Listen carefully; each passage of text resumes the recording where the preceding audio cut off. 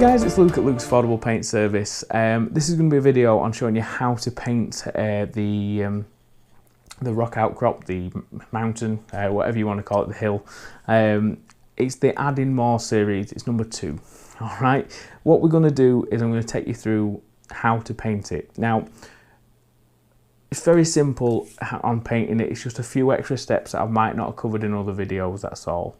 I've added a bit more depth, a bit more realism, a bit more colour, as in I've used some strange colours that you wouldn't normally use in rocks, but it does make a difference. Alright, a lot more lifelike, a lot more realistic. So, get your paints ready, get everything ready, and I'll take you through step by step what you need to do. So, make sure you see this one, guys. Catch you a bit. Right, guys, so to painting, I am actually airbrushing this. You could do it with a brush, I'm just airbrushing it for speed really. It's because with an airbrush the coverage is quicker and easier, that's all. I'm running quite a high pressure with a airbrush with some watered down paint from Wilkinson's, just some house paint emulsion, mixed 50-50 with my home brand, my own make of airbrush thinner. So literally I'm just going over all the brown areas with the brown. It is a very dark brown, guys, so if this is not showing up on camera, I really do apologise. I'm just giving it a good going over with the airbrush. Everything else is going to be done with brush, guys. I'm just doing this for speed. Alright, so what I'll do is I'll get this done. Okay, and then I'll show you the next step. Okay guys, so I'll catch you in a sec. So now that's all painted dark brown. If it doesn't show up on camera, I do apologise, but it's a very dark brown. Okay, now I'm going to do the rocks now, because if I miss, I'll go over onto the brown. I can touch that up later. Okay, now what I'm starting with is like a bluey grey. If you can't see that, that's the colour. I can't remember what the name of the colour is, but it's very close to the Fang GW, if that makes any sense to you. And what I'm doing is I'm doing like an overbrush. I'm not doing a dry brush. I'm doing an overbrush of all the stones. Now this is just to get a bit of colour into the rocks. Okay, like this, look. And literally just overbrushing. It does turn into a bit of a dry brush as you go along, as you run out of paint on the brush. Go on to your rocks that have fallen as well. Okay, I'm literally just pouring this all over the rocky areas. Okay, so the reason we're doing this is to add a bit of colour to your rocks. Okay, because what you find with a lot of rocks, and again in Wargaming, people seem to paint the terrain quite quickly, which is fine, you know, there's nothing wrong with that, but we're trying to add more. Okay, so with us adding more, we're going to add some colour to these rocks. Alright, and get some natural look, try and get them painted quite realistic. Alright, so I'm going to do that to the rest of the where the cork is, and then I'll take you on to the next colour I'm going to use. Okay guys, so I'll catch you in a sec. Right guys, so as you can see, that nice lighty bluey grey's on. Now, next up, don't think I'm going crazy guys, but I'm going to put a bit of red in. I haven't cleaned my brush or anything like that. I'm literally just going to do a dry brush of red as well.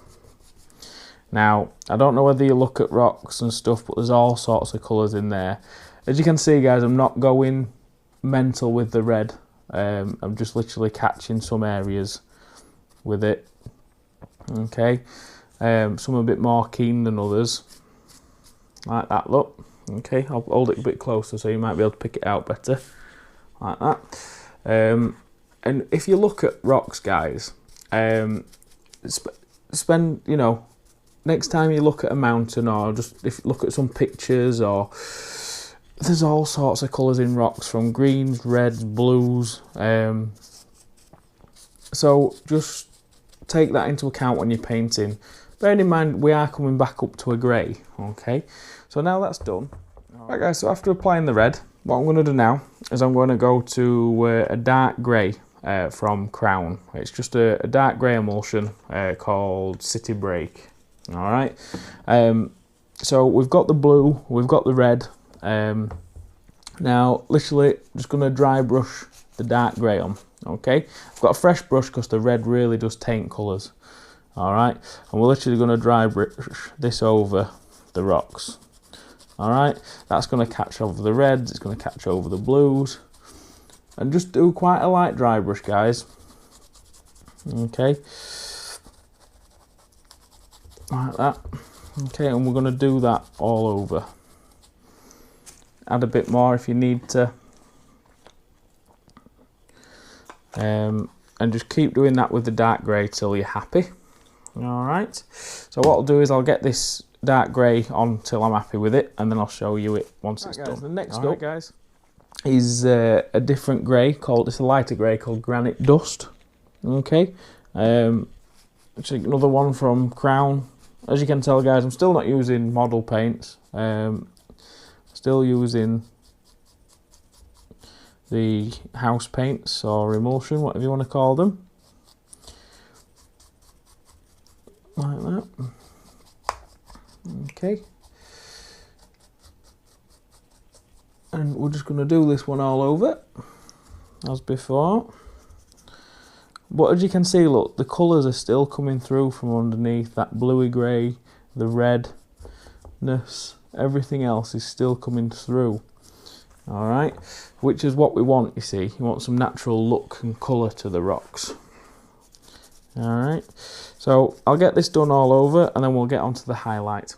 Right, guys, now next up is a colour called Cloudburst. Now this is a very light grey. It's also almost white, or it's close to the GW grey, which is called Celestial grey. It's very pale, so be careful with the dry brush on this one, guys. But literally still not cleaned my brush, and this is just going to be like not the final highlight, and then we've still got some other stuff to do, but it really just captures them top ends of the rocks and the highest points. All right, now once we've done this one all over, this is when the messy bit starts. All right. As you can see, though, you've got quite a very nice natural looking rock from the cork. I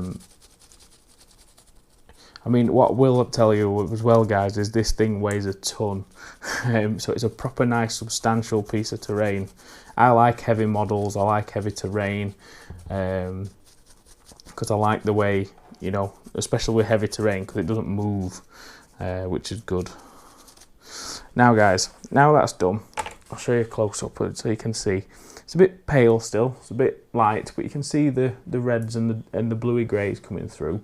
All right, now what I've got here is I've got a wash. Okay, now this is a dark wash. I've made this myself. It's literally just Pledge floor wax and some black and brown paint. Okay, now in fact I won't use black, I'm going to use my brown one. All right, the brown one that I made earlier today, which is like a nice dark brown wash. I'll make it a brownie rock. All right, now with this, all you've got to do, guys, get yourself a clean brush for this. All right, where's me? There we go. Get yourself a clean brush for this, guys, or a sponge brush if you've got one. And what we're going to do is we're just going to put this in some areas. All right, now you just got to drop it, and what this adds is it adds a really nice chestnutty colour to the rocks. All right. Okay. Now, if you want to know what colour I put in this brown ink, this brown dirt Pledge, I put in a brown ink. That's all I've added to it. Okay, just a brown ink into the Pledge, which makes a really nice sort of chestnut wash. Okay,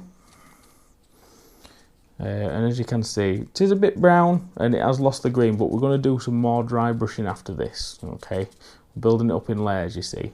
All right, so what I'll do is I'll start dabbing that round and then we'll let that dry and then we'll come back to some more dry brushing. All right, guys, catch you in a second. Right, guys, well, that's still on there and wet, the brown wash. I'm actually going to add some brown, black as well. I've changed my mind. Brown and black washes work really well, all right, together. So I might as well show you me doing it all at once, all right. So painting it and doing like a wash effect for doing it really adds some realism to the model, all right.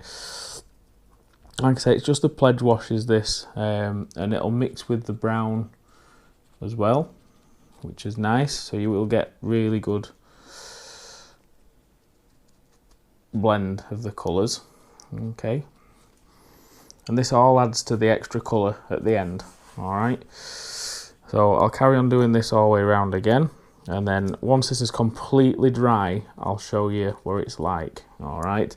And then we're going to go in with a couple of grey dry brushes just to bring it all out. I've seen a few people do this wash technique on just white rocks, like 4 or 5 different colours, and then just spraying washers on white, which does work really well, but obviously it's really messy and I can't be bothered cleaning up. So I'm just going to do it this way to show you. I will probably do a video doing the washers, the rock wash video, I'll call it. The what washers. But anyway, guys, right, I'll let this dry and then I'll show you what to do with the final dry brush on that. All right, so this is what it's looking like at the minute. So when it's dry, you'll get an idea. All right, guys. So catch you in 5. Right, guys, so what I'm going to do now is, as that's dried, look, you can see how you've got the reds, the blues, you've got the brown of the wash, you've got the black in the recess. It's blended in with the brown to darken it up. You've got a lot of colour going on there. All right, so now what I'm going to do is I'm just going to use the mid grey and the light grey again, but the very, very light dry brushes, these guys, as in literally get the paint on your palette or your towel or whatever, get it off, and literally want it so when you rub it on your hand you only can just see it, okay. And all we're doing is we're catching them very top highlights, okay, and just repeat it if you have to. You don't want to go too over the top with the dry brush, you guys, just literally get it so it's just catching them tops. All right, so I'll do this all over and then we'll go on to the light, and then I'll show you that finished. So I'll catch you now the very light grey again, okay, again, but this is very, very light, okay. You literally want to think about where you're putting this, all right. And then we're going to do the same again but with a white, all right, and we're just going to think about where we're putting it. So where the sun would be, you know, so the top rocks at the top are going to be a lot lighter than the rocks at the bottom. Things like that, just so it looks like there's patches that are brighter than the others. And just do that all the way around. Okay. Like these that are exposed, give them a bigger dry brush. All along the top there like that.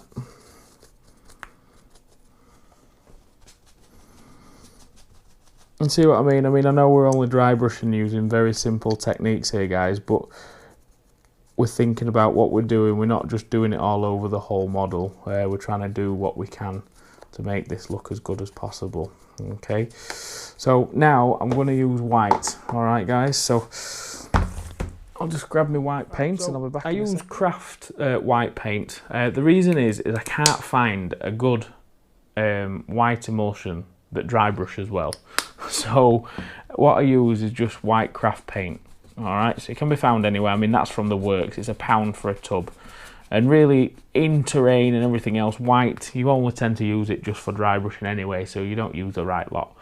But literally, guys, again, this is your final highlight, remember, okay? So we are picking like just edges of rocks. I mean, you can hardly tell where this is happening, but it is just enough on the high areas for it to make a difference, okay? And that, now guys, what I'm going to do, I'm going to finish this off and I'll show you that done. Alright, and then what I'll do then is we'll go around and touch in the brown again on the grass areas where we're putting the grass, or the patch of grass should I say. And then yes,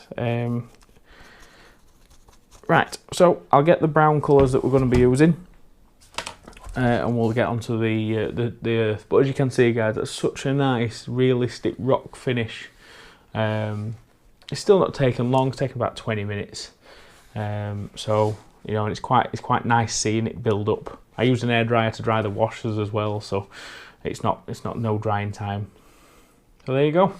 Onto the earth. So I'll show you what colours I'm going to use for that. I've been round and I've touched in with the brown where I've missed with a dry brush. Now what I've got here, I've got some Java bean from Wilco's. Okay. Now you might be thinking, why is he going to dry brush the dark brown on where he's already painted it with the airbrush? Reason being is when I've done it with the airbrush, it's so thin with the airbrush that I can get away with doing a dry brush of the brown. It's not a massive difference, you might not even get to see this on camera guys, but it's an extra layer of colour, alright, because you've got the very dark brown because of the black showing through the airbrush coat, but then when you dry brush, it's just catching the tops of the texture paint, adding just a low mid light should I say, and I'm only going to do it on the top and round the edges. I'm not going to, because it's such a little amount for the dry brush, it's not major that you do it, so it's not, if you haven't used the airbrush guys, I wouldn't bother doing it, but if you've used an airbrush like I have, then just give it a go and you'll see what I'm talking about. Okay, now the next up is this colour. I don't know what it's called actually, doesn't say anywhere. Oh, nutmeg spice. Okay, now this is a bit too bright and contrasting, so what I do is when I dry brush this colour guys, I mix it in with the Java bean on the tissue paper. Alright, so I get that sort of colour. Alright, now when it's like that, all I do is just dry brush it off, and then we'll just go all over. Alright, as a normal dry brush. Okay, again with earth, if you look at earth guys, it's not like when you're doing your Warhammer bases or your Kings of War bases and you're doing your fantasy, and when you see all the traditional ways of people painting bases for Warhammer and stuff,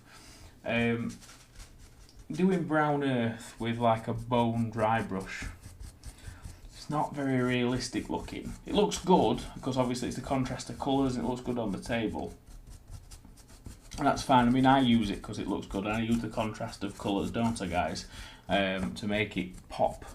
Okay, now I'm not trying to make this pop. What I'm trying to do is I'm trying to make this look quite realistic. So the dry brushing the colours that are close together, it's the subtle differences that when you actually look at this up close, you then see everything. Okay, so like I said, it's not really, it's going a bit too far for wargaming terrain maybe, but if you're trying to do really nice pieces, then these are the steps that do make the difference. Okay, now once you've done that and you've got that sort of next dry brush on, what you want to do is you want to just use this on its own, okay, without mixing it in with the brown. Okay, and you're doing a very light dry brush just in areas, okay, the higher areas of the of where you want it.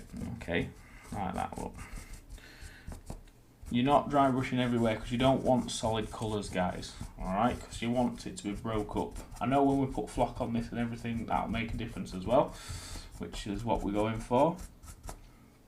And then we'll go around with this one, add a bit more just to them highlighted areas, but in the middle of the highlighted areas, just to show that the higher areas that are exposed to sun is probably drier soil maybe. Alright. I mean, we are covering most of this up as well, so it's almost pointless, but you might as well do it. Depends if you are grassing this fully, guys, and you're not going to be doing like where I'm doing and just using, you know, broken turf. If you're just going to be grassing all over it to make it look like an evergreeny sort of hill, then I wouldn't bother. All right, going to this sort of extent, I'd probably just do brown and another colour for any patches, or just do it brown. Right, and this is a colour that I've not opened yet, but this is a very extreme highlight, guys. This is like a, what's this one called? This one's called Coastline. It's like a sandy cream colour. Now, be very careful with this, guys. It's like a bone colour, okay? Creamy bone colour. Now, you don't want to go stupid with this at all, as in this is literally just for some areas, okay? I mean, this might really show up on camera, but it's not showing up too much. All I'm doing is I'm just picking up, again, some higher areas just to break up and make it look slightly different, and that's just broken colour, okay? Rather than going everywhere, just broken colour, and that's what we're going for, so it doesn't look too static. Alright, and then once you've done that step, guys, that's it painted. Okay, then all the next bits that's quite over the top and you start making it look very nice is when you start to add all the grass and everything. Alright, so what I'll do is I'll get this on the turntable, guys. I'll show you what it looks like closer up on the camera in a better lighting, but that gives you the idea of how it's going to look before adding the flock. So I'll speak to you again in a sec.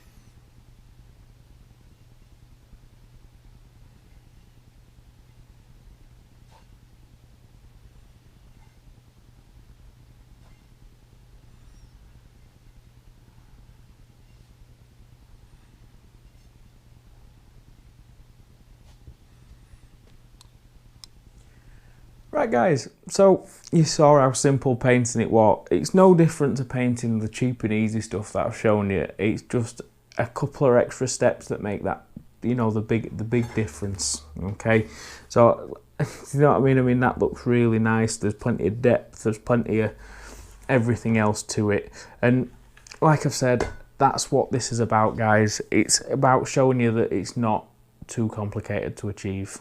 All right, so what I'm going to do now is this is done as far as the painting's concerned.